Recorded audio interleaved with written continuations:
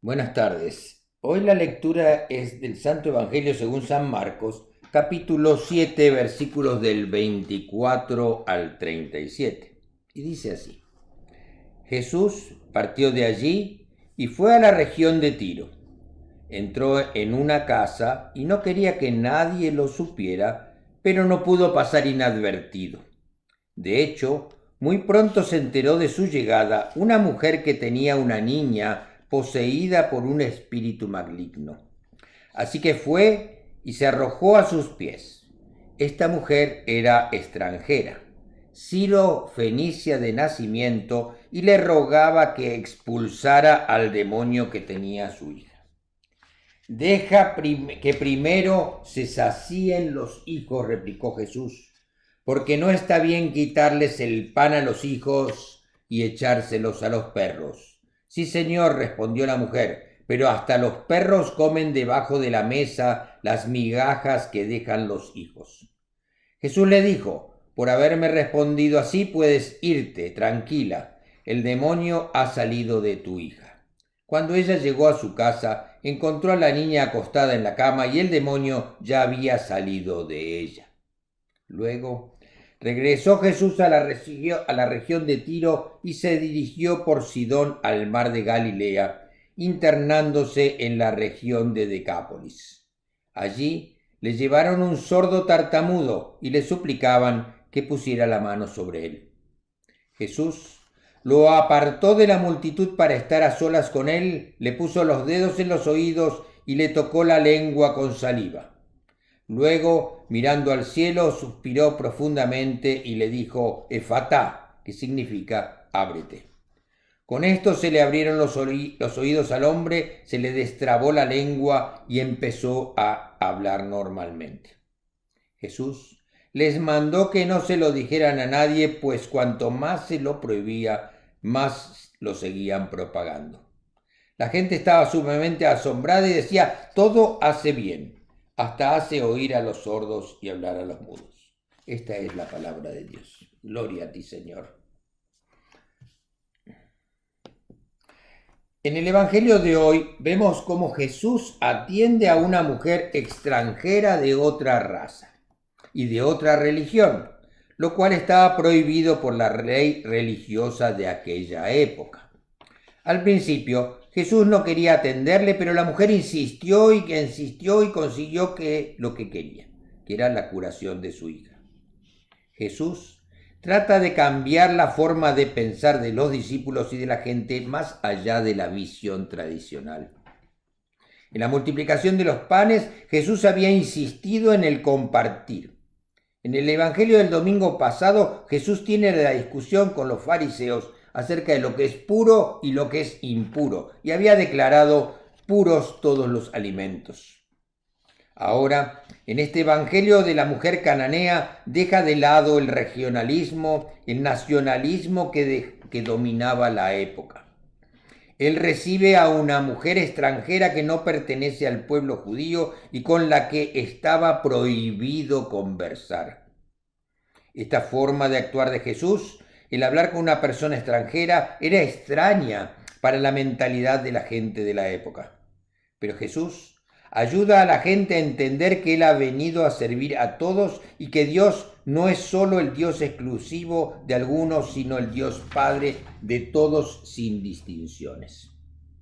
La semana pasada Jesús denunciaba las leyes equivocadas, las tradiciones creadas por los hombres y mujeres que daban prioridad sobre las leyes de Dios, que eran realmente las importantes. Ahora Jesús va un paso más allá en la búsqueda del cambio, del nuevo modelo de vida y de comportamiento de las personas.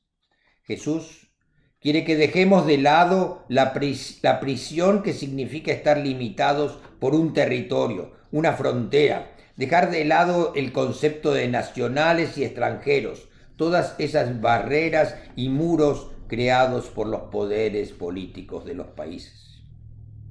Dios no creó las fronteras ni los países. Eso fue acción del hombre. Dios nos considera a todos iguales. No importa la raza o el color de la piel, todos fuimos creados a su imagen y semejanza. Y Dios mismo habita en todos y en cada uno de nosotros. En la primera historia, Marcos nos relata que aunque Jesús quería pasar inadvertido, desapercibido, porque era tal su fama que todo el mundo lo buscaba. Una mujer llega cerca y le empieza a pedir por la hija enferma. Marcos nos dice que era de otra raza y de otra religión y que era pagana. Ella se lanza a los pies de Jesús y empieza a suplicar para que cure a su hijita poseída por el espíritu inmundo.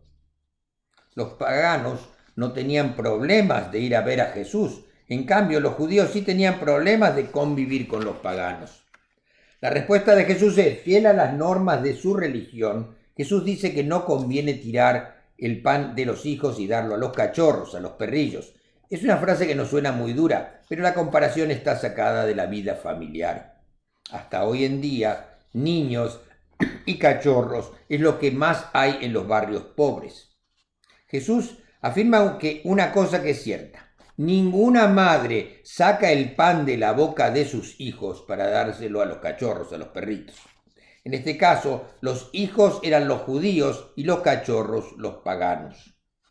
En otros evangelios, Jesús, de este tema de Jesús, nos explica el porqué de su rechazo. Yo no fui enviado sino a cuidar de las ovejas perdidas de la casa de Israel.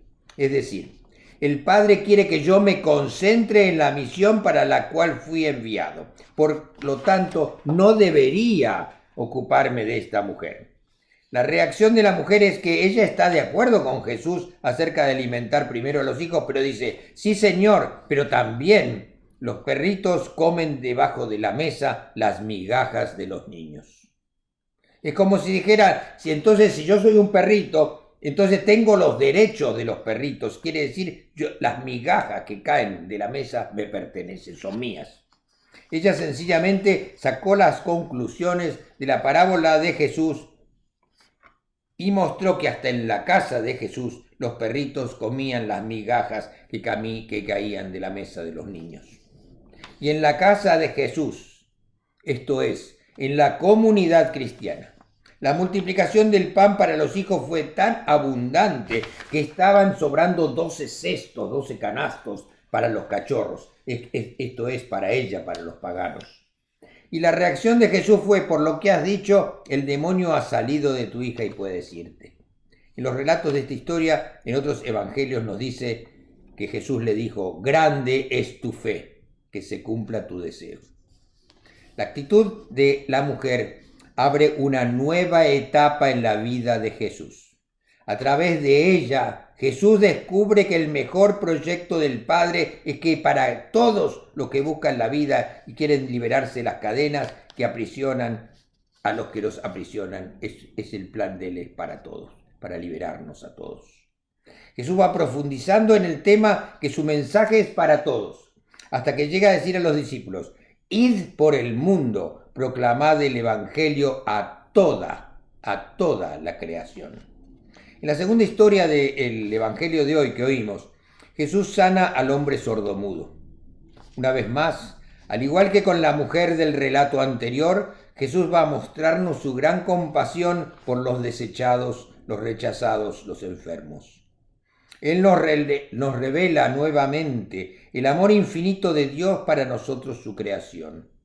A través de toda la Biblia podemos ver a Jesús teniendo compasión una y otra vez de los que están sufriendo.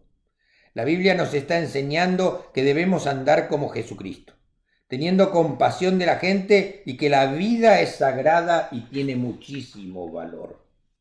En estas dos historias hay muchas cosas similares a hechos que pasan en nuestras vidas. El ser extranjeros, el ser tratados como descartados, abusados, discriminados y a veces las rivalidades religiosas entre unas iglesias y otras, el rechazar al que es diferente por el color de su piel, por su forma de ser o por pertenecer a una cultura diferente o hablar otro idioma.